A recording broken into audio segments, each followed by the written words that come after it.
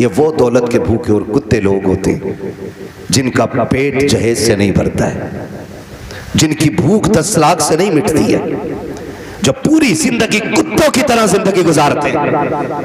मैं उस शख्स को कुत्ते से बदतर मानता हूं जो कटोरा लेकर के किसी बेटी वाले की चौखट पे खड़ा हो। उससे बदतर कोई शख्स जमीन पे नहीं हो सकता है जो एक बेटी वाले के गुर्दे बेचने पे उसको मजबूर कर दे। और हम सरकार का दामन नहीं छोड़ेंगे, हम जन्नती हैं, मर के देख वो लाठी पड़ेगी, कोई बचाने वाला नसीब नहीं होगा। इस धोखे में मत रहना कि तेरी वजह से किसी गरीब की आंख में आंसू आए थे और तो यूं ही जन्नत में गुलाब के फूल लगा के भेज दिया जाएगा, ऐसे ही तुझे खुशबू में बसा करके जन्नत में दाखिल कर दिया जाएगा। हाथ जोड़ के गुजारिश करता हूं, पाप उतने करना जिनका हिसाब आसानी से दे सको। याद रखिएगा, अल्लाह अगर हिसाब लेने पे आया रत्ती रत्ती का हिसाब लेगा और कोई बचाने वाला नहीं होगा। कोशिश ये कीजिएगा किसी की आंख का आंसू तेरी वजह से ना आए, कोई गरीब तेरी वजह से ना रोए, वरना खुदा की कसम कितनी भी अज़ानें तेरी कब्र पे हो जाए, जितने चाहे 40 में करा लेना, जितने चाहे तीजे पढ़वा लेना, अगर तूने किसी का दिल दुखाया है अल्लाह उस वक्त तक तुझे जन्नत नहीं देगा जब तक गरीब के एक आंसू का बदला तुझसे नहीं ले लिया। मेरी बेटी मेरे जिगर का टुकड़ा है, जब बेटी को कत्ल करने पे फख्र होता था। हाँ, क्या दोगी बेटी हो, क्या कर सकती हो बाप के लिए, इसका एहसान जानती हो तो तुम्हें बताऊं, अगर ना पता हो ये बात जहन नशीन कर लेना। एक एक बेटी मेरी बात कान खोल के सुन लेना। इस बेटी को 12वीं वाले सरकार ने इज्जतें दी हैं। सुन मेरी बेटी, जब तू माँ के शिकम में आई थी पूरा खानदान कह रहा था बेटा होगा तो अब्दुल्ला नाम रखेंगे, कोई कहता था अपने नाम पे नाम रखूंगा, कोई कहेगा भतीजे का नाम ये रखूंगा, दादा कहते था पोते का नाम ये रखूंगा, दादी कहती थी लाडला आएगा, नाम उसका शेर रखा जाएगा, अब्दुल्ला रखा जाएगा। सबने बेटों के नाम सोचे थे, बेटी का तो तसव्वुर भी किसी का नहीं था। जब वक्त ऊपर हुआ विलादत के वक्त से तेरी माँ को हॉस्पिटल ले जाया गया, चचा ने कहा कि ऑर्डर दे दो जल्दी से मीठा बन जाए, भतीजा आने वाला है। पूरे खानदान में खुशियां थी, लेकिन अचानक हॉस्पिटल से फोन आया कि बेटी आई है। चचा का चेहरा उतर गया, दादी का चेहरा उतर गया, दादा बिस्तर पे गिर गया। वो जो मीठे बने थे लोगों ने ऑर्डर कैंसिल कराए, दुकान वालों ने कहा क्यों नहीं लेता, का बेटा आता तो लेता, भतीजा आया के इसलिए मीठा नहीं चाहिए, ये कह के मीठा टुकरा दिया गया था क्योंकि तू पैदा हो गई है। दुनिया ने तुझे मनहूस समझ रहा है, दुनिया आज भी तुझको वैल्यूबल नहीं मान रही है। खुदा की कसम खा के कहता हो, जब चचा को तेरे आने से तकलीफ, दादा को तेरे आने से तकलीफ, दादी का चेहरा तेरी वजह से उतरा है, सब ने तुझे टुकराया। एक बाप ही तो था जो हॉस्पिटल सीना उठा के गया था और इसने तुझे गोद में उठा के तुझे चूम के कहा था दुनिया लानत दे रखी है, लेकिन शुक्र है अल्लाह ने मुझे जन्नत का टिकट अता फरमा दिया है, को जीने का हक मिला। हुजूर की विलादत का महीना चल रहा है, हर तरफ झंडे ही झंडे नजर आ रहे हैं, हर तरफ रोशनी रोशनी नजर आ रही है। मैं तो कहता हूं कि जब हम लोग सफर करते हैं ना और किसी गांव की मस्जिद के मीनार पे झंडा नजर आता है ना, तो ऐसा लगता है ये गांव हुजूर के आशिकों का गांव है। और जहां मस्जिदें होती हैं लेकिन झंडा नहीं होता ना, तो हम समझ जाते हैं कि ये इब्लीस की औलाद की गांव मस्जिद। समझ रहे ना, बातें होती हैं, लोग बातें करते हैं कि जी झंडे क्यों, दुपट्टे ही बना देते, कपड़ा जितना झंडे में लगाया इतना दुपट्टे में लगा देते। हम तो खुल के कहते हैं तू गरीब बच्चियों की लिस्ट लेके आ, खुदा की कसम हम सुन्नी बरेली वाले लोग हैं, हम झंडे भी बराबर लगाएंगे, दुपट्टे भी बराबर बांट के दिखाएंगे, है ना। खाली मुस्कुरा रहे, बोल दो सुभान अल्लाह भाई। हाँ जी, हाँ, घुटने छोड़ दो, इस उम्र में घुटने पकड़ोगे, बुढ़ापे में कौन तुम्हें पकड़ेगा। अल्लाह सलामत रखे, 3 बजे तक पबजी खेल लिया और 11 बजे पैर सीधे नहीं पड़ रहे।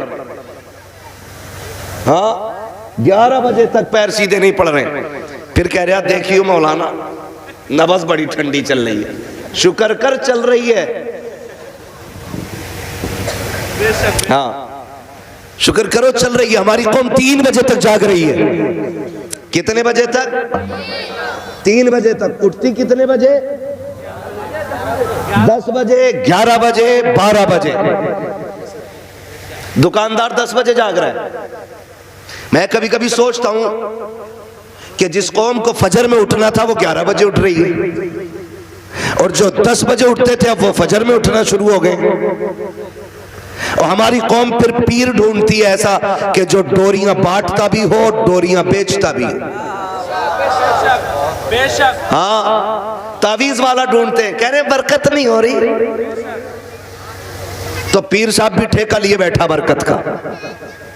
ऐसे उठावे चादर और 3 कागज निकालता, ये ले, ये चपकाना ऊपर जहां तेरा सर के ऊपर कोई दीवार है, और ये वाला लगाना गले पे, हाँ, और ये वाला बांध ले बाजू में।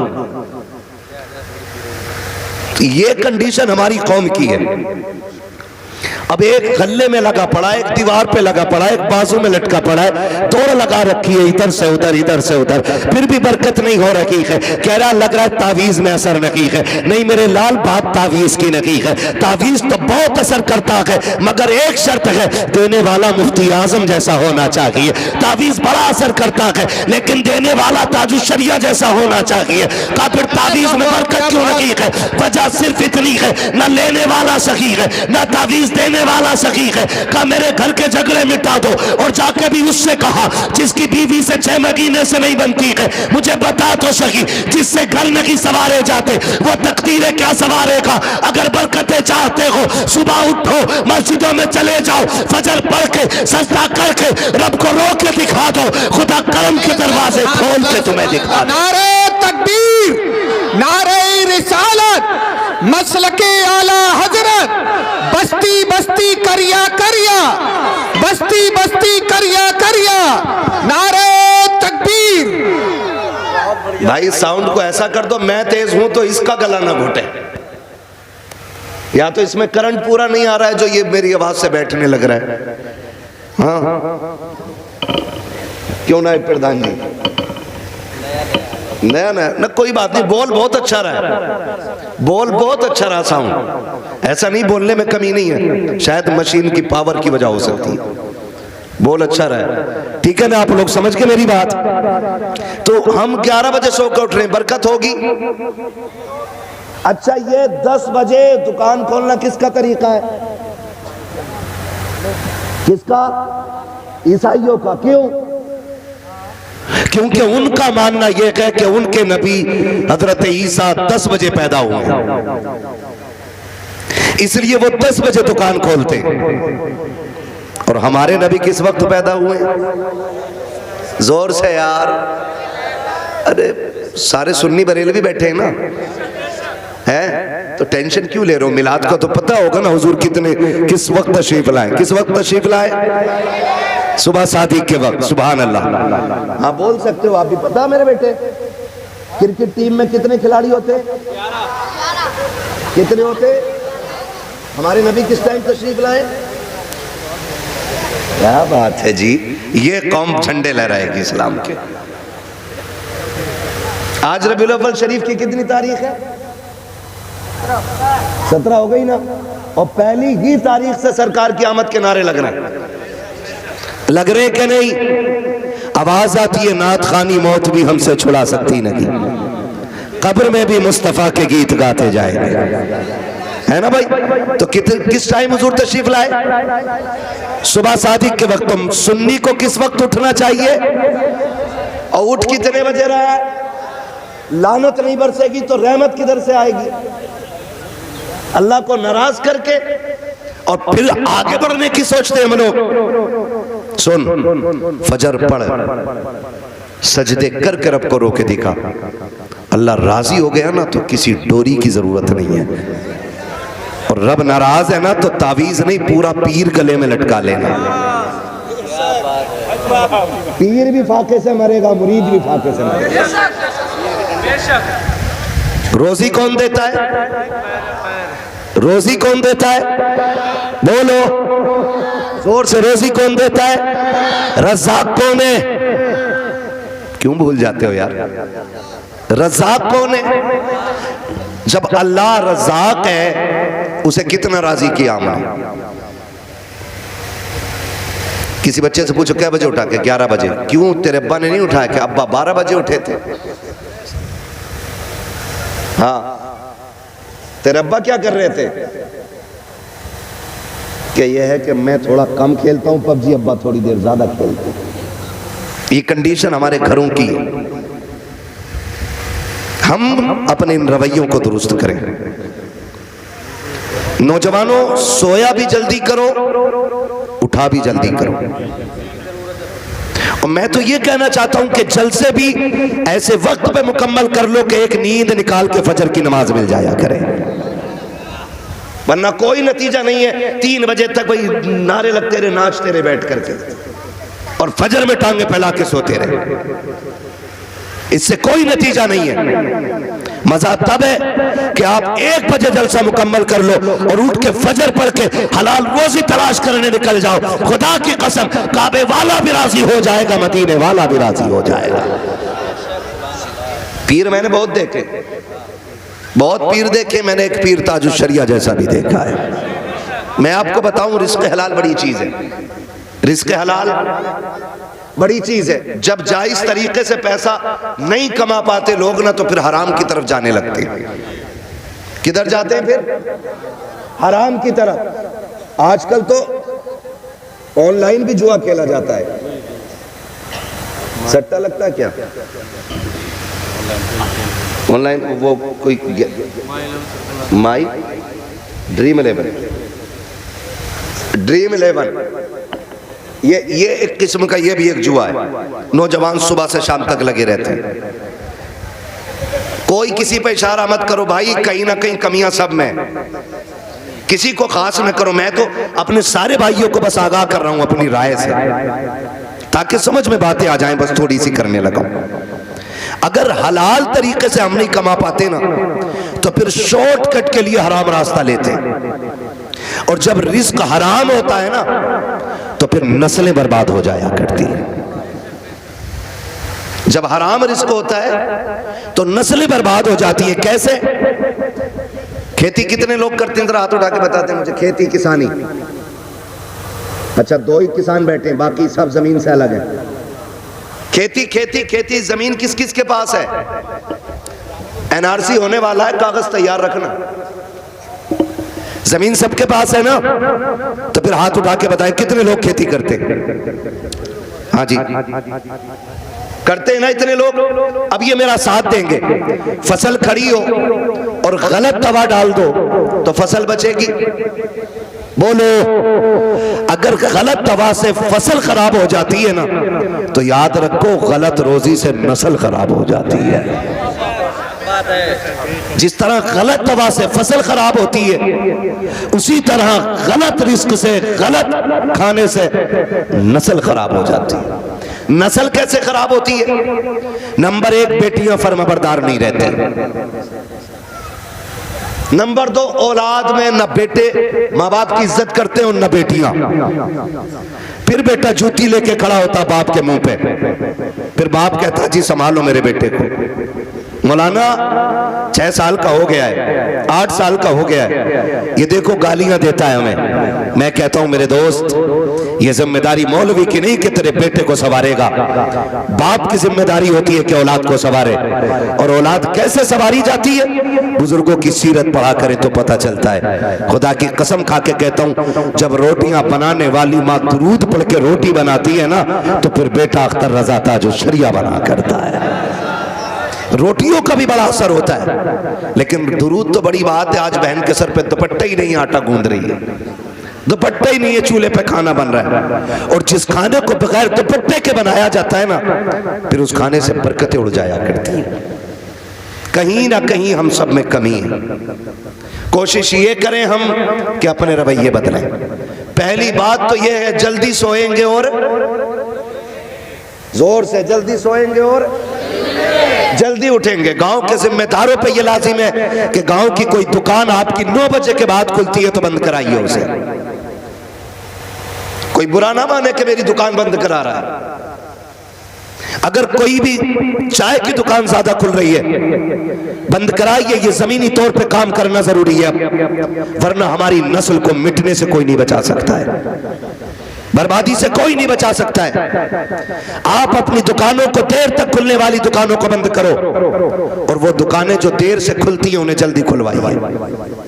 मैं तुम्हें बताऊं, मुसलमान को सुबह सादिक का वक्त दिया गया है। अगर मुसलमान सुबह सादिक में उठ के दुकान खोले ना, जब तक गैर आके 10 बजे दुकान खोलेंगे, अल्लाह 10 बजे तक मोमिन के रिज्क का इंतजाम फरमा देगा। लेकिन अकीदे पक्के होने चाहिए। हुजूर किस वक्त तशरीफ लाए? जोर से किस वक्त? तो किस वक्त उठना चाहिए? सुबह सादिक के वक्त उठ जाना चाहिए। फिर फजर पढ़नी है, फिर हुजूर पे दुरूद पढ़ना है, फिर जाके दुकान खोलो, देखो रब रोजी देता है कि नहीं। अल्लाह इतनी रोजी देगा कि नस्लों से सवारी नहीं जाएगी। हुजूर किस तारीख में तशरीफ लाए? हुजूर आए तो बेटियों को शऊर मिला। हुजूर आए तो वो बेटियां जो जिंदा दरगोर की जाती थी, अल्लाह ने उन बेटियों को जीने का हक अता किया। मैं गुजारिश करना चाहता हूं एक एक बेटी से, और मेरा तो चैलेंज रहता है, जिन्हें झंडों से चिढ़ है ना, मैं कहता हूं सुने, झंडा क्यों नहीं लगाते? का शिर्क है, बिदअत है। और मैं कहता हूं हर वो शख्स झंडा लगाए जिसके घर में बेटियां मुस्कुरा रही हैं। हर वो शख्स झंडा लगाए जिसके घर में बेटियां मुस्कुरा रही हैं। हर उस शख्स पे लाजिम है कि झंडा लगाए जिसके घर में दुआएं देने वाली माँ मौजूद है। हर वो शख्स हुजूर का झंडा लगाए जिसके घर में बाप जैसी दौलत मौजूद है। हाँ, मैं तो वहाबियों से भी कहना चाहता हूं, अगर हुजूर ना होते ना तो तुम्हारे घर में बेटियां नहीं होती। अगर हुजूर ना होते ना तो दुआएं देने वाली माँ नहीं होती। अगर हुजूर ना होते तो झोली फैलाने वाला बाप नहीं होता। ये इतनी बड़ी बड़ी दौलतें मिली है तो 12वीं वाले मुस्तफा के सदक़े में मिली है। हुजूर आए हैं तो बेटियां मिली हैं। और बेटियों से भी हाथ जोड़ के गुजारिश करना चाहता हूं, जब कभी तेरा जी चाहे ना बेटी कि तू फैशन के नाम पे दुपट्टे सर से उतारे, कभी तेरे दिल में ख्याल आए कि फला की बेटी ने ऐसा ड्रेस पहना है, मैं भी ऐसा की ड्रेस पहनूंगी जिसमें गैरत का जनाजा निकलता हो, तो बाप का चेहरा बाद में देखना, मदीने वाले का चेहरा पहले देख लेना। इसलिए कि जिसके दीन से बगावत कर रही हो उसी ने तुम्हें जीने का हक दिया है, उसी ने तुम्हें जिंदा रहने का अधिकार दिया है। अगर वो ना होता ना तो आज भी तुम जिंदा दफन कर दी जाती, आज भी तुम बोझ होती बाप के सीने पर, आज भी मुआशरे में कोई तुम्हारा वकार ना होता। मैं बेटियों से कहना चाहूंगा, खुदारा हुजूर के दिए हुए दीन की कदर करो, इसलिए कि एहसान तो सब पे है मुस्तफा का, लेकिन बहुत बड़ा एहसान आमिना के लाल ने आपके ऊपर किया है कि आपको जिंदगी बख्शी है, आपको जीने का हक दिया है। खुदा की कसम खा के कहता हूं, हुजूर नहीं आए थे ना तो औरत को इंसानों में से समझा ही नहीं जाता था। एक औरत को इंसान माना ही नहीं जाता था, जबकि वो मर्द को जन्म देती थी, मर्द को पालती थी, मर्द को पैदा करती थी, लेकिन उसको इंसान लोगों ने तस्लीम ही नहीं किया। कहा क्या है ये? कहा ये लोगों का दिल बहलाने का सामान है। किसी ने कहा नहीं ये पैर की जूती है, किसी ने कहा नहीं ये घरों की रौनक नहीं, ये इंसान के लिए खिलौना है।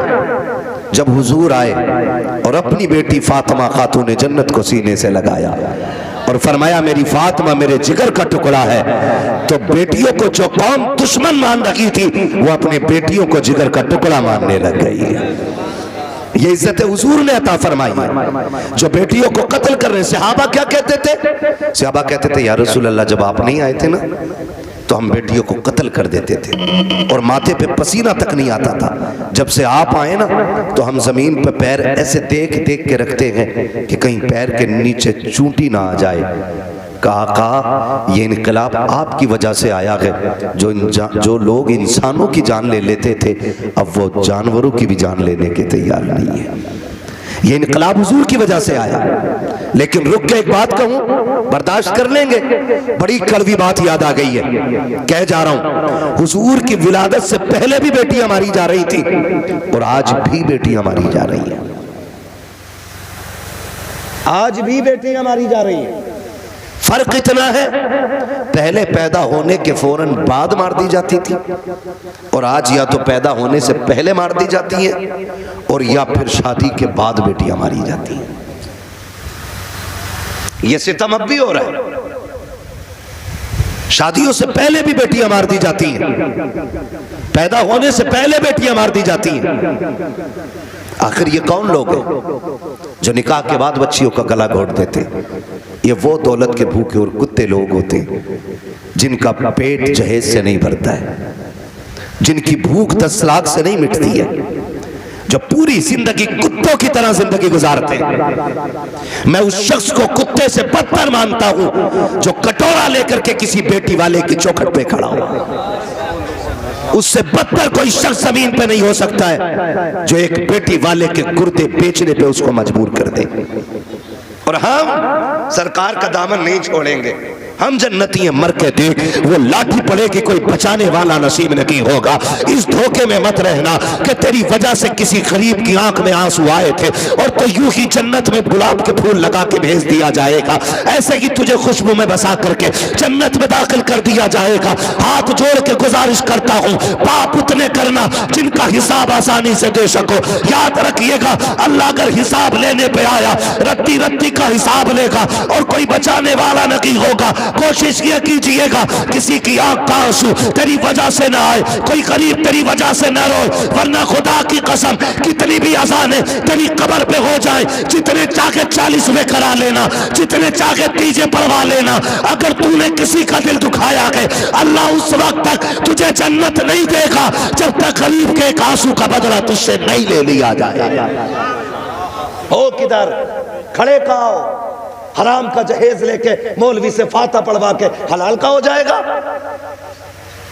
सुन, आज तू किसी की बेटी को लेकर आया, कल तेरे आंगन में भी बेटी आनी है, कल तेरे आंगन में भी बेटी होगी। अपनी बेटी रानी और दूसरे की बेटी नौकरानी, ये कंडीशन है हमारी। दिल मर गए।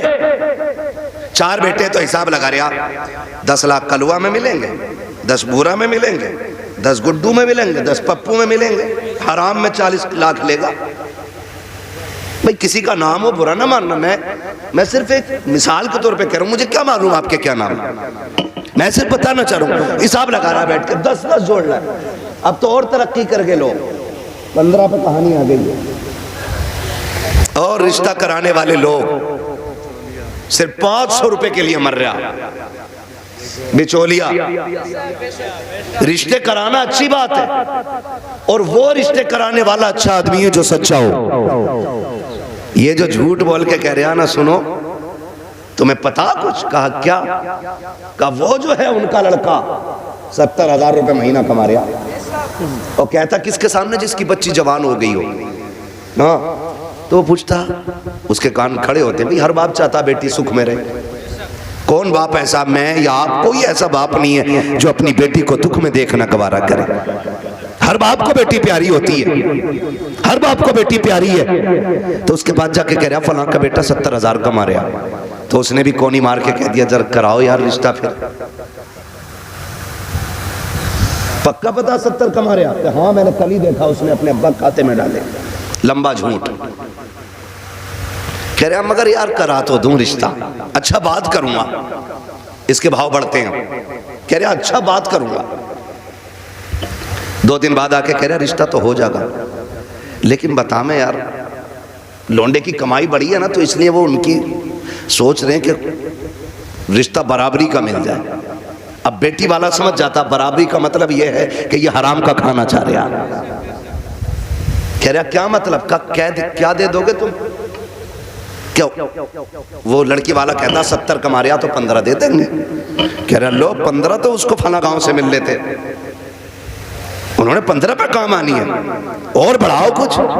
20 लाख पे रिश्ता तय, 20 लाख पे रिश्ता तय। जब रिश्ता हो गया, शादी हो गई ना, तो झगड़ा हो रहा कि समझाओ ये कुछ करता ही नहीं कि यार ये तो 70 कमा रहा था, अब क्यों नहीं करता है?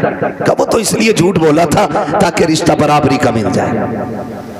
फिर अब जब वो बात खुल के आती है तो फिर तलाकें होती है।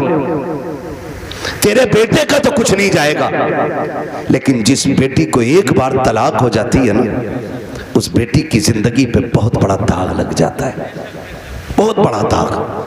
और बेटियों की इज्जत इतनी नाजुक होती है, तलाक तो अलग साहिब, छोड़ना तो अलग की बात है। अगर लड़की को देखने वाले आकर के एक बार जाकर के ये कहते लड़की पसंद नहीं आई है, तब लोग उस लड़की में कीड़े पैदा करना शुरू कर देते हैं। कोई कहता है कि चलन अच्छा नहीं होगा, कोई कहता है कि बच्ची का घरवार अच्छा नहीं होगा, कोई कहता है कैरेक्टर अच्छा नहीं होगा, कोई कहता नहीं नहीं नाक नक्शे की कमी रह गई होगी, कोई कहता देने के लायक नहीं है। इतनी बातें लड़की में पैदा की जाती है। और तुम्हें खुदा का वास्ता है, मिलाद वाले मुस्तफा का वास्ता हाथ जोड़ के कहता हूं, जब बेटियों की रिश्ते की बारी आया करे तो शद्दाद हमान न बना करो, नमरूद फिरौन न बना करो, दुनिया में हाकिम न बना करो। अगर बेटी की चाहिए आपको तो किसी पे जबरन बेटी ना लो, दौलत के साथ बेटी ना लो, बल्कि झोली फैलाओ, भिखारी बन जाओ और के खुदा के वास्ते बेटी दे करके हमारी नस्लों को इज्जतें दे दे। खुदा की कसम, जब बेटियां ऐसे आती है तो फिर नस्लों में खालिद बिन वलीद जैसे लाल पैदा होते हैं।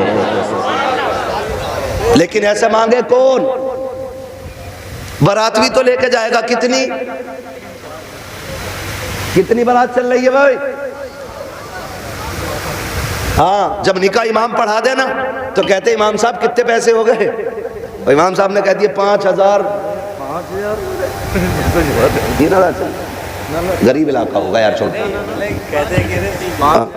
अगर इमाम ने कह दिया ना 7,786 तो कह रहा कौन सी शरीयत में? फिर कह रहा कौन सी शरीयत में? अब तुझे शरीयत याद आई, तेरा बाप जो हराम के खाने खिलाने के ये 300-400 लोग लेके आया, ये तेरे बाप की लाल किताब में लिखे? बेटियां मुर्तद हो रही हैं, जहर खा रही हैं तुम्हारे इन पापों की बुनियाद पर। बारात का इस्लाम में कोई तसव्वुर ही नहीं है, बिल्कुल तसव्वुर नहीं है। हक ही नहीं है कि बेटी वाला खाना खिलाए बारात को। लेकिन पहले सैंपल भेज रहा मुंहों के, कह रहा बोटी बिना हड्डी की होनी चाहिए, रसगुल्ले ज्यादा बड़े ना हो। क्यों? बगले लेके आएगा। इसने कौम का बेड़ा गर्क करके रख दिया है। एक बाप की बेटी जवान हो जाती है, बाप बेटी को देख के सूखना शुरू कर देता है। इसलिए नहीं कि बेटी जवान हो गई है, इसलिए सूखना शुरू हो जाता है कि बेटी जवान हो गई है। अगर कोई दरवाजे पे शरीफ आ भी गया तो बारात में हराम की खाने वाले लोग आएंगे। पहली बात तो जो भी बेटी लेने के लिए आएगा 4-5-10 लाख से शुरू होता है, उस कुत्ते का पेट भी भरना है। फिर जो बारात हराम का खाने के लिए आएगी उनके लिए भी इंतजाम करना है। हद तो तब हो जाती है जब 400 बाराती खाने के लिए बैठे हो और लड़के का बाप बगल में परस दबा करके बारात के टेबलों पे चक्कर लगा के पूछता है नमक ठीक है कि नहीं, मिर्च ठीक है कि नहीं, कोई कमी तो नहीं रह गई है। पूछना तो ये लड़की वालों को चाहिए था, ये क्यों पूछ रहा कि तयूस की औलाद, इसको हक किसने दिया है कि ये खाने की कमी पता करे? और कितने बेगैरत होते हैं, उसके बावजूद भी उठ के कहते हैं नहीं जी बात तो ठीक है, खाना भी सही है, लेकिन नमक ज्यादा कर दिया गया है, मिर्च तेज कर दी गई है और बेगैरत नाक तक खा चुका है, तो खाने में ऐब निकाल क्यों रखा है? पहली बात तो ये है लड़के वालों को हक नहीं है कि वो बारात के खाने के बारे में पूछे और फिर ये कहीं खाना कैसा है। सुन बेगैरत सुन, जब तुझे लगे कि तेरी बारात हराम के लुकमे तोड़ लगी है तो कोने में झांक के देखना, उसी पिंडाल के किसी कोने में लड़की का बाप सहमा हुआ होगा, गर्दन झुकी होगी, बगल में हाथ होंगे, आंखों में नमी होगी, कभी बारात देखता होगा, कभी आसमान को देखता होगा, कहेगा मालिक आज लाज बचा लेना। अगर एक बाराती फाके से चला गया मेरी बेटी को पूरी जिंदगी ताना दिया जाएगा। गरीब बाप खड़े होकर के अपने रब को आवाजें दे दे के कहता है मेरे परवरदिगार खाने में बरकत देना, अल्लाह खाना कम ना पड़ जाए। और जब खाने से निकलता बंदा अगर वो पूछता कि बताओ खाना कैसा था, और एक बेटी के बाप से बड़ी बेगैरती से कह दिया जाता है कि खाना ठीक था लेकिन नमक की कमी थी, मिर्च ज्यादा थी, बाप का कलेजा टूट जाता है। मैं पूछना चाहता हूं अगर नमक ज्यादा भी था, मिर्च तेज हो गई थी, अगर तुम इतना कहते थे अल्लाह का शुक्र बहुत अच्छा खाना है, तो तेरा क्या चला जाता? कम से कम गरीब का मान रह जाता, उसका दिल रह जाता। तूने खाने का इनकार किया, उसका दिल भी तोड़ा, रब को भी नाराज किया। खुदा के वास्ते किसी का दिल ना तोड़ा करो, अगर हो सके तो दिल छोड़ दिया करो। अगर ऐसा करोगे काबे वाला भी राजी हो जाएगा, मदीने वाला भी राजी हो जाएगा।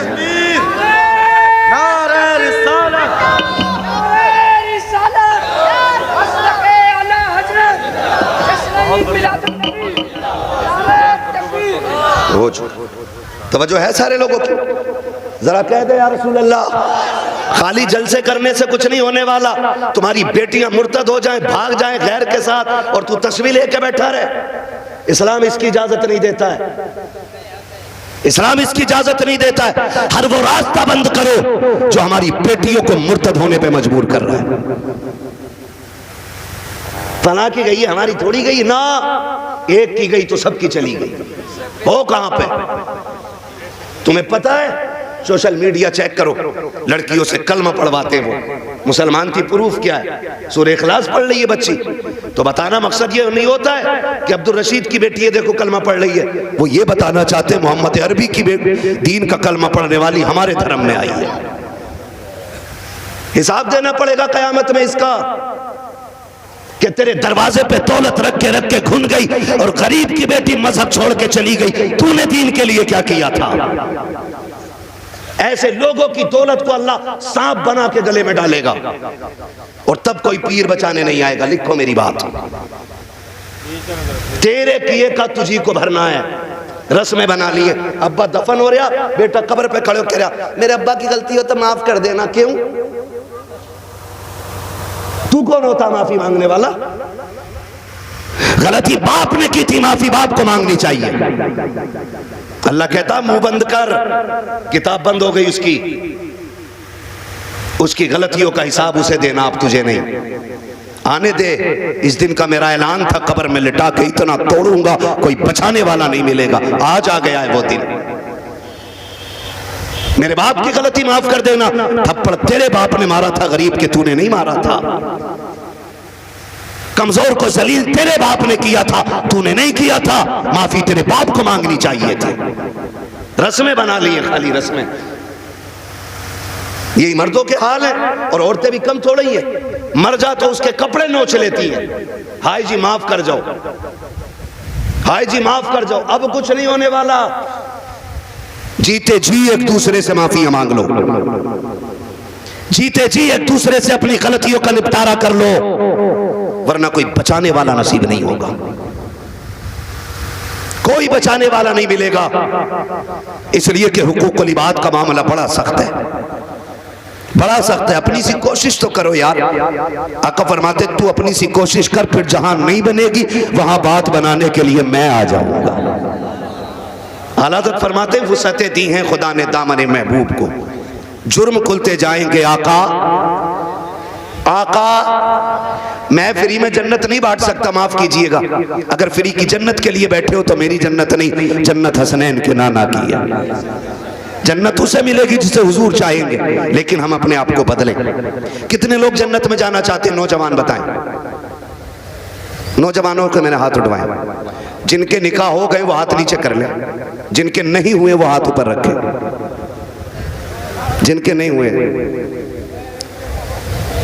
ठीक है ना, अब हाथ नीचे कर लो आप। इतने लोग यहां बैठे, बताओ जन्नत में जाना चाहते हैं कि नहीं हम लोग? एक आसान तरीका बताऊं, आसान तरीका यह है, बिना डिमांड किए किसी गरीब की बेटी को अपने घर की इज्जत बना लो। तुम्हें मरने में देर लगेगी, रब को कब्र को जन्नत बनाने में देर नहीं लगेगी। हाँ, कितने लोग वादा कर रहे हैं इंशाअल्लाह जहेज की डिमांड नहीं करेंगे। क्या बात है, सलामत ने हुजूर आपके हाथ देखें, अल्लाह करे इस महफिल की। उन्होंने नीचे कर लिया हाथ। हाँ नहीं वो लगने गई होगी, अब्बा ने कही होगी मुंह तोड़ दूंगा तो बुलेट ना मिली तो। अब्बा भी बड़ा बेगैरत होता, हाथ नीचे करो, अब्बा याद आ गया। 1 मिनट नहीं बैठागा अब्बा को बुलेट पे ही, और अब्बा लिस्ट में सबसे ऊपर बुलेट लेके घूम रहा। हाँ 1 मिनट नहीं बैठागा बुलेट पे अब्बा को, और अब्बा के हाथ में इतनी लंबी लिस्ट है। पिलाई पूछ दिया बेड में क्या इंची वाली है, 1 दिन नहीं बैठेगा बुढ़ा बेड पे। और गरीब का जीना हराम करने में सबसे आगे है।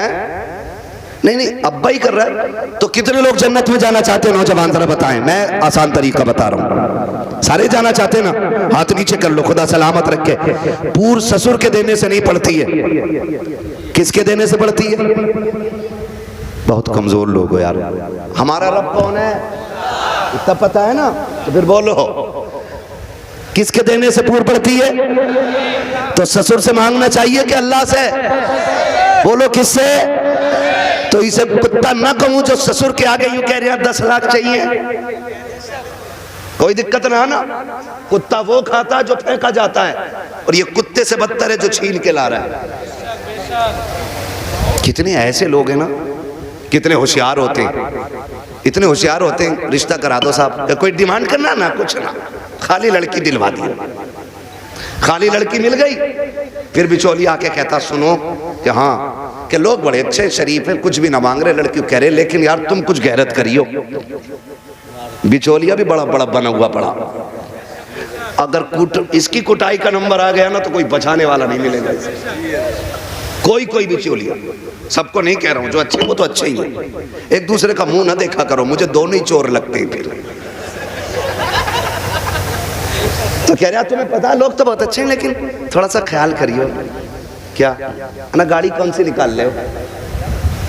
तो गरीब बंदा कह रहा है कि एस्प्लेंडर निकालने। हाँ, एस्प्लेंडर निकालने करना। वो लड़का कह रहा था यार वो बुलेट हो जाती ना तो अच्छी थी। ऐसे भीख मांग रहा, कैसे फेर डाल के भीख मांग रहा। जो दरवाजे पे आके कहता भीख मांगता, वो भी कहता खुदा तेरी नस्लों को आबाद रखे, तेरी औलाद सलामत रहे, तेरी नस्लें बरकत होती रहे। हैं भीख मांगने वाला भी ये कह रहा, और ये डायरेक्ट कह रहा ना बुलेट हो जाती तो अच्छी थी। लड़के का मन जो है ना थोड़ा बुलेट को हो रहा, और तुम पे ना हो पैसे तो हमसे ले लो। तो लड़की वाला गैरत करके कहता ना यार हम ही डाल देंगे। इसका काम सीधा बुलेट करवा दी एक बार में।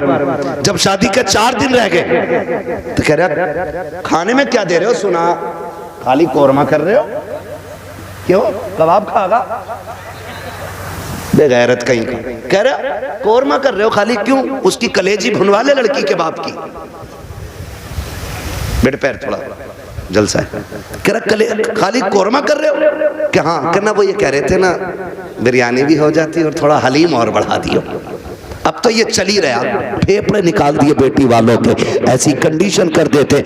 अभी कुछ दिन पहले की बात थी, एक न्यूज शाये की गई, एक बाप ने बेटी की शादी से 4 दिन पहले फांसी लगा ली। क्यों फांसी लगाई? तारीख का ये बाप इस दौर के कलंक बन करके माथे पे चमकता रखेगा, सिर्फ इसलिए कि जब बेटी के निकाह के 3 दिन बाकी रह गए थे तब ससुराल वालों ने लिस्ट बनाकर जहेज की भेजी। उसमें महंगे महंगे सामान भी थे। गरीब बाप जब शाम को घर पे आया, खाने के लिए बैठा तो लुक में हलक से नहीं उतरे। बेटी बेटी होती है समझ गई। अब्बा बात क्या है, क्यों नहीं खा रखे हो? कहा बेटी कुछ नहीं है। अल्लाह अकबर बेटी कहती है अब्बा मेरी वजह तो नहीं है? कहा नहीं बेटी तेरी कोई वजह नहीं है। तारीख गवाह है कि वो बाप जो तुम पर ठेला लगाता था, जिसको बाप की बेटे की रुखसती करनी थी, उस बाप ने रात के सन्नाटे में फांसी लगा करके अपनी मौत को गले लगाया। अगले दिन लाश जब उतारी गई, जेब के अंदर से कागज मिला, उसमें लिखा हुआ था मेरे रिश्तेदारों मैं इस लायक नहीं हूं कि तुम्हारी खुशी पूरी कर सकूं, और बेटी को नाकामी का चेहरा नहीं दिखा सकता था, इसलिए मैं दुनिया छोड़ के जा रहा हूं। अगर मेरी लाश तुम्हारे काम आ जाए तो इससे फायदा उठा लेना। तुम्हें खुदा का वास्ता इन हालात में बेटी वालों को मत लाओ। कैसे मौतें हो, अगर ऐसे मौतें होंगी तो ना कोई यहां बचाने वाला मिलेगा ना वहां बचाने वाला मिलेगा। आसान करो शादियों को, करेंगे इंशाल्लाह, आसान करेंगे। कितने लोग जहेज नहीं मांगेंगे वो हाथ उठा के बता दें। वो बुढ़े भी हाथ उठाते जिन्हें बेटों के लिए नहीं लेना। हाथ देखो कौन नहीं उठा रहा है, नहीं सारे उठाएं एक साथ। जवान भी जिन्हें, सुनो पहले समझ लो सही से। हाँ वो जवान हाथ उठा के वादा करें जिनकी शादी नहीं हुई है कि हम जहेज मांगेंगे नहीं। और वो बूढ़े जिनकी औलाद है वो ये वादा करें हम अपनी औलाद के लिए सवाल नहीं करेंगे किसी से। कर सकते हैं वादा? कितने लोग कर रहे हैं? जरा हाथ उठा दें। अल्लाह का शुक्र है, बस हाथ नीचे रख लो, इतनी हुजूर के गुलाम काफी थे। बाकी को तो देख लेना मैदान महशर में, सब पता चल जाएगा। बस इतने लोगों ने हाथ उठाया, अल्लाह करे इतने लोग ये डिमांड बंद कर देंगे ना, तो अगर ये 200 लोगों के हाथ उठे ना तो इंशाल्लाह 200 बेटियों का जीना आसान हो जाएगा। और मेरा नबी आया ही बेटियों की जिंदगी आसान करने के लिए है। इसलिए 12वीं की इस महफिल में मैं बेटियों की इज्जत के हवाले से कहना चाहता हूं, खुदारा इतना आसान कर दो निकाह कि बेटियां सुबह फजर में उठ के कहा करें शुक्र मालिक तूने हुजूर की उम्मत में पैदा कर दिया है। हाँ जी, अल्लाह सलामत रखे, क्योंकि हुजूर आए, बेटियों को जीने का सलीका मिला है। और बेटियों से भी एक बात कह जाऊं आखिर में, कह दूं बेटियों से भी एक बात, आखिरी बात है, बेटियों से भी कह दे रहा हूं, बेटियों से गुजारिश है, कभी भी अपने बाप के सामने खड़ी ना होना। खड़े होने का मतलब यह है कभी बाप के मुकाबले में ना आना। कभी ऐसा नहीं होना चाहिए कि बाप के जायज फैसले पे तुम इनकार करो। कभी ये मत कहना, आज जो रस्में चल गई है ना, जो कुछ नकाब पहन के सोशल मीडिया पे बच्ची आई, या आप देखें प्रेस कॉन्फ्रेंस में आके कहती हैं कि हमारी आजादी हमारा हक है, हम नकाब क्यों पहनेंगे, हमें जरूरत नहीं है। ऐसी बच्चियों को देख करके कई बच्चियों की सोचें बिगड़ती जा रही हैं। मैं बेटियों से गुजारिश करना चाहूंगा, कभी बेटियां बाप के मुकाबले में आके खड़ी ना हो, और कभी ये ना कहें कि मेरा जिस्म मेरी मर्जी है, मेरा वजूद मेरी मर्जी है। मेरी बेटी अगर रुखसती की बात निकाह की आए ना, तो कभी बाप से जहेज की फरमाइश ना करना। कभी ये मत कहना अपने बाप से कि अब्बा जैसा फलां की बेटी को जहेज मिला वैसी मैं लेके जाऊंगी, इसलिए कि हो सकता है तेरे बाप का कब्जा ना हो। इसलिए कि हर बाप अपनी बेटी को अपनी हैसियत से बढ़ के ही देना चाहता है। ये क्लियर, हर बाप अपनी बेटी को सुन रहे हैं, हैसियत से बढ़ के ही देना चाहता। इसलिए बेटियों से गुजारिश है, अगर रुखसती की बारी आए और बाप पूछ भी लेना बेटी बता क्या क्या चाहिए, तो उसके कदमों में बैठना और उसके आगे दुपट्टे की झोली बनाना, कहना बा अगर देना है ना तो चंद मोहब्बत की दुआएं बेटी की झोली में डाल दे, इसलिए कि तेरी दी हुई महंगी वॉशिंग मशीन 4 साल में खत्म हो जाएगी, तेरा दिया हुआ फ्रिज 3 साल में गल जाएगा, तेरी दी हुई बाइक 1 साल 2 साल 10 साल में टूट जाएगी। प्यार भरी दुआएं दे दे आखिरी सांस तक काम आती रहेंगे। और कभी बाप के मुकाबले में बेटियों खड़ा ना होना, कभी इनको जलील ना करना। मुझे तो हैरत होती है वो बेटियां जो बाप की मर्जी के बगैर किसी के साथ भाग जाती हैं, उनकी हिम्मत कैसे हो जाती है कि वह बाप के चेहरे पे कलंक लगा जाती हैं। उन्हें भरोसा कैसे हो सकता है 2 घंटे नाली पे बैठ के बात करने वाले नौजवान पर कि जो अपने बाप की इज्जत की फिक्र नहीं कर सकता, वो तेरी इज्जत की रखवाली क्या करेगा। और मैं नौजवानों से कहूंगा, ऐसी बेटियों से कभी निकाह न करना जो शादी से पहले तुमसे फोन पे बात करती हो, इसलिए कि जो अपने बाप की इज्जत की रखवाली नहीं कर सकती, वो अपने शोहर की इज्जत की रखवाली कभी नहीं कर सकती है। नारे रिसालत के आला हजरत, बहुत बढ़िया हजरत। आपसे कहना चाहता हूं मत कीजिए ऐसी बच्चियों से शादियां जो शादी से पहले आपके साथ फोन पे बात कर रही हैं, इसलिए कि जितना बाप ने एहसान तुम पे किया है ना बेटियों, तुम्हारा शोहर नहीं कर सकता है, नहीं कर सकता है। और ये तेरा मजनू लुल, ये 3 घंटे मच्छरों से कटवाने वाला नाली पे बैठ के और कह रहा तुझे चांद तारे दिखाऊंगा, जो खुद मच्छरों से नहीं बच रहा ये चांद तारे दिखागा। हाँ, और फिर बाप की इज्जत पे काली पोतने वाली बेटियों का अंजाम या तो फ्रिज में टुकड़े मिलेंगे, या बोरी में रोड पे मिलेगी, या ईख के खेत में टुकड़े मिलेंगे, या फ्रिज में पैक मिलेगी। इसलिए कि लव मैरिज के अंदर कितने दिल तोड़े जाते हैं, कितनों की इज्जतें उड़ाई जाती हैं, कितने दिलों से खिलवाड़ होता है, ये कोई नहीं जानता है। इसलिए इस तरह की शादियों पे लानतें बरसा करती है। अरेंज मैरिज कर, माँ बाप की मर्जी से कर, खुदा की कसम जिसमें सबकी रजा होती है उसी में खुदा की रजा होती है।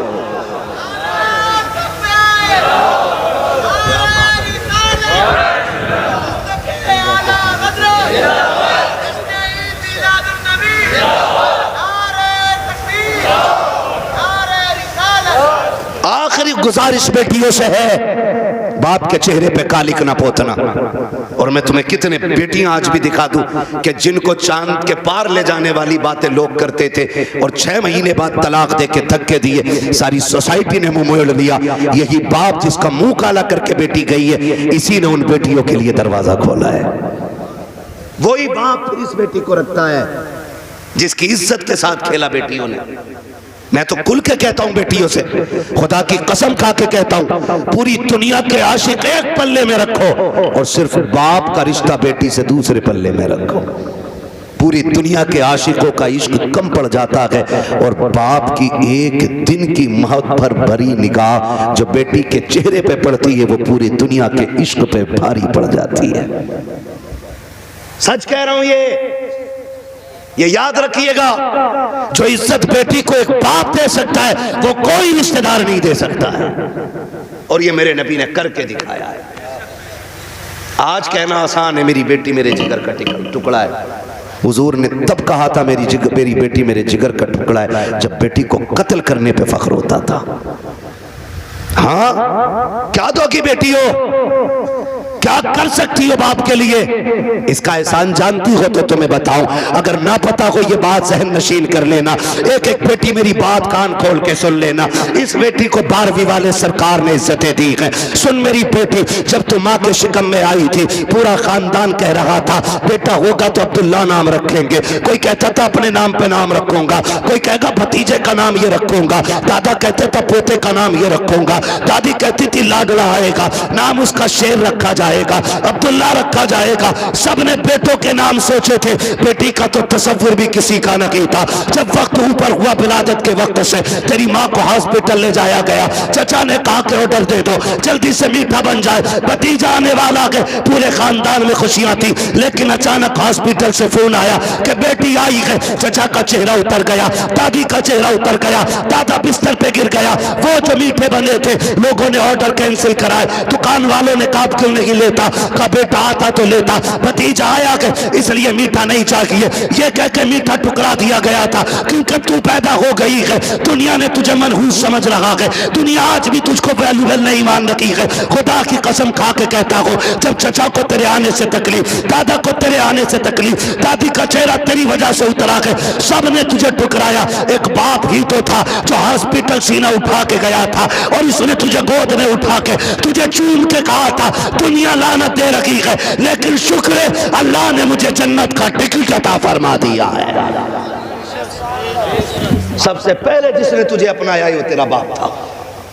हालांकि चचा ने भी मीठे से इनकार किया, ये कहता मेरे लिए जन्नत का टिकट आ गया, मेरे जिगर का टुकड़ा आ गया है। ये बाप फिर तुझे कंधे पे लेके बाजार गया। लोग कहते थे दुनिया बेटे को उठा के घूमती है, कितना मनहूस है, 4 बेटियां ही बेटियां, एक चिराग जलाने वाला नहीं। मैं कहता हूं मुंह बंद कर, अल्लाह बुझाने पे आए ना तो 18 बेटों वालों के चिराग बुझा देता है, और जब जलाने पे आता है तो खुदा बेनामो निशान लोगों के नाम के चिराग दिला देता है। कह रहा एक भी नहीं चिराग जलाने वाला, खाली बेटियां ही बेटियां हैं। तो पता बाप क्या कहता था? बाप फखर से कहता था बस कर, तुझे नहीं पता मुझे बेटी में बेटा नजर आ रहा है, मुझे बेटी काफी है। ये कह के बाप तुझे 18 साल पलता रहा, और आज किसी की मोहब्बत ने तुझे ऐसा बहकाया कि उसी बाप के माथे पे कालिक पोत गई बेटी। खुदा के वास्ते बेटियों से गुजारिश करूंगा, कितनी भी बड़ी तुम्हें कोई स्कीम, कोई ऑफर तुम्हें कोई करे, कभी किसी की नहीं सुननी है। अपने बूढ़े बाप के सफेदी के लगे हुए बालों को देखना है, अपने बाप के लगे हुए टोपी के पैबंद को देखना है। इसलिए कि करोड़पति बाप का बेटा तुम्हें चंद दिन ऐश करा सकता है, फिर तुम्हें एक जूती से ज्यादा औकात नहीं देगा। वो भी अपने बाप के घर में रहे, भले चटनी से खाएगी, रोजाना शहजादी बन के रोटी खाया करेगी। इसलिए बेटियों से गुजारिश है बाप के चेहरे पे कालिक न पोतना। बेटों से गुजारिश है आप भी ना निकलें इस आशिकी से और कुछ कामयाबी की तरफ चलें, पढ़ें, कुछ IAS बने, IPS बने। अब याद रखिएगा फतह उनकी होगी जो इल्म वाले होंगे, कामयाब वो होंगे जिनके पास तालीम होगी। अब दौर बम बारूद का नहीं, अब दौर कलम का है। इसलिए पढ़िए और इतने आगे बढ़ जाइए कि दुनिया देख के कहे हुजूर की उम्मत जैसी कोई उम्मत नहीं है। इसलिए कि ये अपने हक के लिए लट चलाना नहीं, अपने हक के लिए कलम चलाना जानती है। पढ़ेंगे इंशाअल्लाह, अपने बच्चों को पढ़ाएंगे। और ये भी गुजारिश आखिर में करता जाऊं, बेटियों को इतना पढ़ाओ बस जितना जरूरी है। इसलिए कि जितनी मुर्तद हो रही हैं वो school, colleges, hostel, service, duty, ये करने वाली बच्चियां ज्यादातर बाप के मुंह पे कालिक पोत रही हैं। मुझे एक बात बताओ, अगर तुम्हारी बेटी आईएएस बन भी गई या उस डिग्री को हासिल कर लिया और उसने बाप का मुंह काला कर दिया, तो लानत हो ऐसी डिग्री पे। डिग्री वो बेहतर है कि जिसकी वैल्यू कब्र में भी काम आए और हश्र में भी काम आए। इसलिए बेटियों को दीन दीजिए, और वो भी इतना दीन जितना जरूरी है।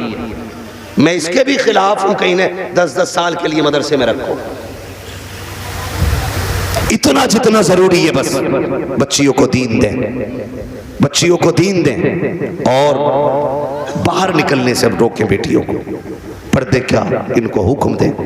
बेटियां बोझ नहीं होती, रवैये बोझ पैदा कर देते हैं। नहीं भाई, इतना नहीं बोल पाएंगे, 1 घंटे से ऊपर बात हो गई है। मैं अब दीवाने, तुम मुझे मेरी बात सुनो।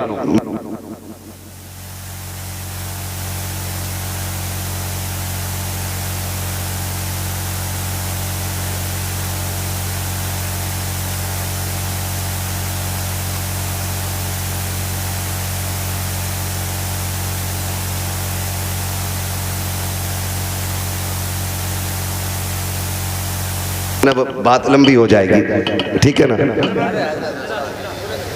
चलो अब यहाँ आओ, मैं माइक आपको दे रहा हूँ, आप बोलो। हाँ हाँ, अच्छा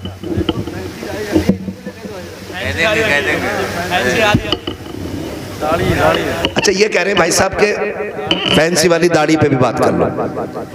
मेरे भाई, इतनी कमियां हैं कि एक दिन में सारी बातों पे बात तो नहीं हो पाएगी, ठीक है ना भाई? मेरी गुजारिश है, दाढ़ियां पूरी रखो और पैंटे ना पहना करो, कुर्ता पजामा पहना करो, हुजूर का दिया हुआ लिबास पहना करो, दाढ़ियां पूरी रखो और कटना निकालो, ठीक है ना? इस चीज से बचिएगा। हुजूर की सुन्नत है और ये वो सुन्नत है जो वाजिब के हुक्म में, ठीक है ना भाई? सुन रहे हैं मेरी बात? हाँ, अल्लाह आपको सलामत रखे। कोशिश ये करें कि अपना जाहिर, अपना बातिन मुकम्मल बिल्कुल हुजूर की दीन की रोशनी में होना चाहिए। मेरे भाई ने एक दर्द था सीने में, मुझसे कह दिया, मिंबर की तरफ से भी फरमाइश हो रही है अभी इस टॉपिक पे और बोलें या इस मौजू पे और बोलें। एक दिन में उतना ही सबक बेहतर है जितना याद हो जाए। करेंगे इंशाअल्लाह इन बातों पे अमल। गुस्से में तो नहीं देख रहे हैं, देखोगे भी तो क्या बिगड़ता है। कोशिश ये कीजिएगा कि रवैये बेहतर करें, बेटियों को भी दीन दें, बेटों को भी दीन दें, और ऐसी तरबियत बच्चों को दें कि उन्हें माँ बाप की इज्जत की फिक्र होनी चाहिए।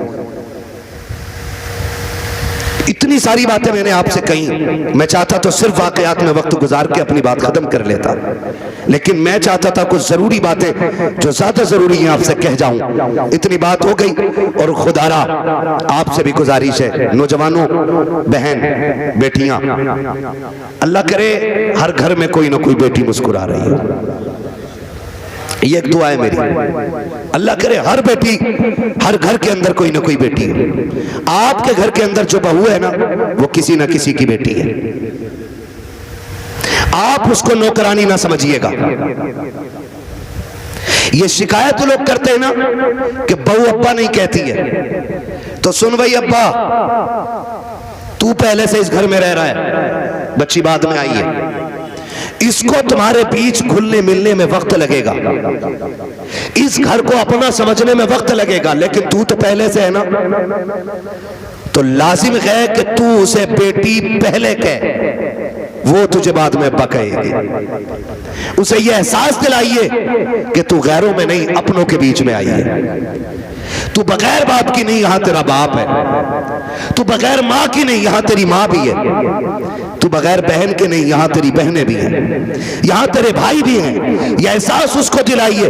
अभी शेर पढ़ा था हसन रजा बरेलवी साहब ने, उन्होंने हजरत उमर के हवाले से कहा था, बच्ची ने जो कहा था ना, अम्मी खुदा देख रहा है, खुदा देख रहा है। हजरत उमर जब उसको अपने बेटे की दुल्हन बना करके लेकर आए, घर में बैठा के कहा था, बेटी बता मैं तेरा क्या लगता हूं? तो बच्ची ने कहा था, आप मेरे चचा लगते। आपने कहा बस चचा? कहा हाँ आप मेरे चचा लगते। तो कहा बेटी बाप नहीं कहोगी? कहा मेरे बाप का इंतकाल हो चुका है। हजरत उमर की आंख में आंसू आए, फरमाया खबरदार आज के बाद चचा ना कहना, जब भी कहना बाप कह के आवाज देना, इसलिए कि अगर एक बाप चला गया है, खुदा ने तुझे दूसरा बाप अता कर दिया है। हम पहले अपनी तरफ से पहल करें कि उसको अपनी बेटी तस्लीम करें, लेकिन ना बहू आई सास का कैमरा लग गया। इसकी आंखें कुरान पढ़ने में काम नहीं करती हैं, इसकी आंखें तस्बीह में काम नहीं करती, इसकी आंखें बहू पे बराबर काम कर रही हैं, दूर बैठी और से देख रही। तो जा शाम को लल्ला कि तेरी बहू बहुत लफूदड़ी है। कहा क्योंकि इसे बर्तन धोने नहीं आते। कहा तुझे कैसे पता कि मैं देख रही थी। इसे ये काम करना नहीं आता, इसे ये भी नहीं पता किचन किधर है। और नई नई आई है, सब सीख जाएगी। खुदारा रवैये बेहतर करो। आपकी बेटी से नुकसान हो जाता है, कहते हैं पगली कब सीखेगी। और जब बहू से नुकसान होता है ना, डायरेक्ट कहते हैं हराम का था, तेरे बाप ने ला के रख दिया जो तोड़ दिया तूने। जब ये ताने बच्चियों को दिए जाते हैं ना, तो खुदा की कसम बच्चियां फिर रोया करती हैं। शाम को शोहर के बिस्तर पर बैठ के कहती हैं मेरे सरताज अपने माँ बाप से कह दो जूतियां मारे, चप्पल मारे, हमें कोई शिकायत नहीं है, लेकिन कभी बाप का ताना ना दे, बाप की गुर्बत की गाली ना दे। जब कोई हमारे बाप की गुर्बत की गाली देता है तब वो चोट यहाँ नहीं यहाँ लगा करती है। बेटियां रो के कहती इन्हें क्या मालूम है, जिस दिन से मैं पैदा हुई मेरे बाप ने घी खाना छोड़ दिया था। इनको क्या पता है जब मैं पैदा हुई थी मेरे बाप ने शौक पूरे करना छोड़ दिए थे। मेरी माँ कहती थी घी क्यों नहीं खाते हो, कमजोर हो जाओगे। तब मेरा बाप कहता था कि इतना कर लूं ताकि बेटी को इज्जत से रुखसत कर दो। ए मेरी बीवी, मेरा बाप कहता था मेरी बीवी तू घी की बात करती है, जिस दिन बेटी को इज्जत से रुखसत कर दूंगा उस दिन दुनिया का सबसे बड़ा पहलवान कहलाने लग जाऊंगा। खुदारा आपसे गुजारिश है अपनी बेटियों को जो प्यार देते हो वही प्यार बहू को दो। सासों से भी गुजारिश है, अगर आपकी बेटी खता कर दे आप नजरअंदाज कर देते हो, बहू से नुकसान हो जाए तो उसे नजरअंदाज क्यों नहीं कर सकते। तुम दूसरी की बेटी को सताते हो और फिर अपनी बेटियों के लिए तावीज कराते हो, तो लिख लो इस बात को, अगर तुम चाहते हो कि तुम्हारी बेटियां सुख में रहें, आराम से रहें, उसूल बनाओ, अगर तुम दूसरे की बेटियों को सुख दोगे अल्लाह तुम्हारी बेटियों को इज्जत अता फरमा देगा। हाँ, ये उसूल याद रखिएगा। और अगर तुम दूसरे की बेटी को जूती में रखोगे तो जन्नत से तेरी भी नहीं उतरी है। अगर तू एक बेटी किसी के जूते मारेगा बेटी के तो एक जूता तेरी बेटी को खाना पड़ेगा। ये दुनिया है, जैसी करनी जोर से जैसी करनी वैसी भरनी है, ठीक है ना। करेंगे इंशाअल्लाह ऐसे ही मुआशरे को बेहतर कर लीजिए। इतना खूबसूरत कर लो कि हमारी बेटियां मुर्तद ना हो, गुर्बत की वजह से जान न दे, बेटियां बाप के सर पे बोझ महसूस न करें। बेटियां बोझ नहीं होती हैं, बेटियां बोझ होती तो खुदा महबूब के आंगन में कभी 4 फूल न खिलाता, खुदा महबूब को 4-4 बेटियां नहीं देता, हुजूर के आंगन में 4-4 बेटियां हैं। इसलिए कि बेटी रहमत नहीं होती, बेटी खुदा की रहमत होती है। क्या होती है? खुदा की, जोर से खुदा की और जोर से खुदा की रहमत होती है, ठीक है ना। फरमाइश हो रही है हुजूर का शजरा पढ़ दो, है ना। ऑपरेटर साहब इसे थोड़ा इको दे सकते तो दे दें, तकलीफ तो हो गई। मुझे हुजूर का शजरा पढ़ना है, उसमें ना सांस लंबी लंबी लेनी पड़ती है। जब मेरा हाथ का इशारा हो तो बोल देना, इतनी जोर से सुभान अल्लाह कहो कि पुलिस न ले जाए पकड़ के तुम्हें। अल्लाह के बंदो, जितनी तुमने तारीफ की थी अपने गांव की ना, उतने ही अच्छे लोग निकले माशाअल्लाह। डरते हो कि पुलिस से? नहीं डरते ना, तो इतनी जोर से सुभान अल्लाह कहो कि बात मदीने तक चली जाए। अब जरा बच्चे बोले सुभान अल्लाह। ये पार्टी शुरू से ही मजबूत है। अल्लाह इन बच्चों के माँ बाप को सलामत रखे, इनके घर बार में अल्लाह बरकतें दे। इतने अच्छे बच्चे, ठीक है ना। आप भी साथ दे सकते हैं। जब मेरा हाथ का इशारा होना तो समझ जाना। क्या समझेंगे? क्यों? इसलिए कि मौलवी की सांस अटक रही है, समझ जाना है। तुम सुभान अल्लाह कहोगे, उसी बीच में मैं सांस ले लूंगा, तुम्हें नेकियां मिल जाएंगी और मुझे सांस मिल जाएगी। डंडी ना मारना, नमाज जनाजा नहीं है, तकबीर पूरी करके रुकूंगा। साथ दोगे तो शजरा पूरा करूंगा, वरना वो भी छोड़ के हट जाऊंगा। साथ देंगे ना इंशाअल्लाह? बोलो जरा सुभान अल्लाह। हाँ मेरे भाई, बहुत देर से मैं देख रहा हूँ बेचारे इधर उधर बैठे हुए हैं, और जो खड़े हैं उनका तो कहना ही क्या। खुदा सलामत रखे सबको। बोल सकते हैं सुभान अल्लाह? ए बेटे, लल्ला बाबू किसका? कलवा का। फोन बंद कर ले बेटे, अब रात दिन फोनों में ही देखा, आप सामने से देख लो, है ना? बोले जरा सुभान अल्लाह। साथ ना छोड़िएगा, देखिएगा मैं हाथ का इशारा करूं तो बोल ही दीजिए, मेहरबानी होगी। मेंबर वालों आप खाली दुआ दे दो। वहाँ साजिद साहब ये तंजीम चलाता है ना, इनका ग्रुप चल रहा है खिदमत खल्क 50 रुपए में, 1 साल से चला रहे हैं। और इन्होंने बताया कि ये गरीब बच्चियों की शादी में भी मदद करते हैं, और ये भी बताया कि इन्होंने ये बीमारों को जो कमज़ोर होते हैं उन्हें दवाएं दिलाते हैं। हाँ, ये ऐसा काम करते हैं तो फिर जिम्मेदारी बनती है सारे लोग शाना बशाना ऐसे लोगों के खड़े हों कि जो मुश्किल में दूसरों के काम आया करते हैं। माशाअल्लाह, अल्लाह उन जवानों को बरकतें अता करे जो 70-80 लोग इस जमात से जुड़े हुए हैं। अल्लाह उनकी नस्लों में बरकतें अता फरमाए। और याद रखिएगा, खुदा की राह में देने से कभी कम नहीं होता, बढ़ जाया करता है। ठीक है ना?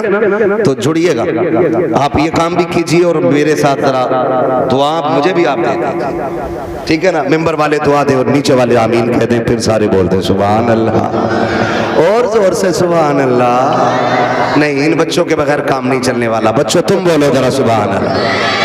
हाँ जी, यही काम चला रहा। ये अलग बात है, बेचारों को ना समेट के ना फिलिस्तीन की तरह कोने में कर दिया, जबकि जलसा शुरू कराने ये आते हैं, आखिर तक ये रहते हैं। प्रधान निकल, चलो चलो या मैं बैठूंगा। औकात क्या है तेरी, तू बच्चों को हटा रहा है। जितना रिश्ता तेरा है ना हुजूर से, उतना ही रिश्ता इन बच्चों का है हुजूर से।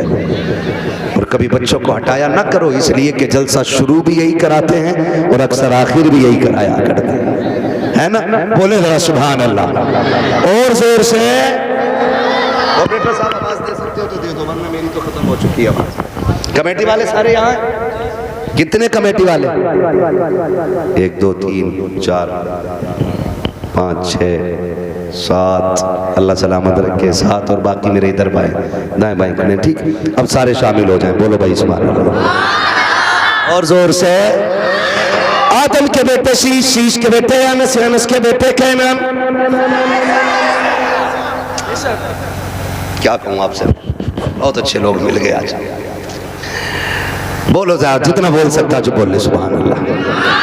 आदम के बेटे शीश, शीश के बेटे अनस, अनस के बेटे कैनान, कैनान के बेटे मेलाइल, मेलाइल के बेटे ग्यारत, ग्यारत के बेटे इदरीस, इदरीस के बेटे मुतवश्शिक, मुतवश्शिक के बेटे लबकने के नाम, लबकने के नाम के बेटे नूह, नूह के बेटे साम, साम के बेटे जुलाल, जुलाल के बेटे साले, साले के बेटे आबिर, आबिर के बेटे दाता, दाता के बेटे रावा, रावा के बेटे सारो, सारो के बेटे नाखुर, नाखुर के बेटे तारिक, तारिक के बेटे इब्राहिम खलीलुल्लाह,